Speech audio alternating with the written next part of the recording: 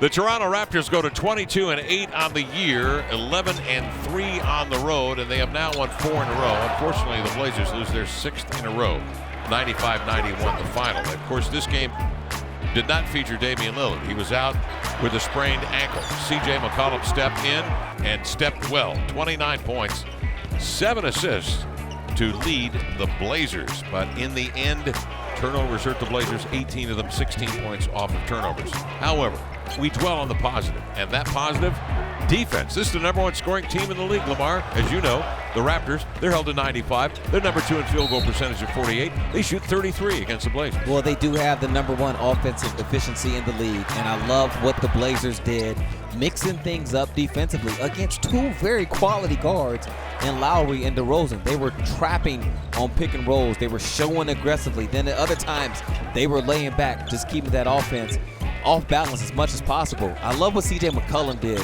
Coming into this game as the starting point guard, sometimes it can be a bit confusing. When do you shoot? When do you pass? Well, I think C.J. picked the right times for all of his decisions. The decision making was excellent. The shot selection was good.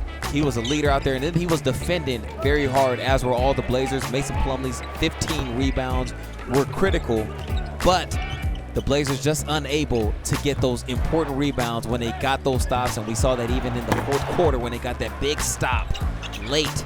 But Toronto able to get the offensive rebound. But Kevin, overall, very encouraging, because if you don't know, these Raptors are the real deal. Now 15-0 when leading going into the fourth quarter. Their 7th consecutive win on the road, which is a franchise record. So this was a good team that the Blazers took down to the wire. Went to the Eastern Conference Finals last year against Cleveland, lest you need to be reminded, 56 wins a year ago.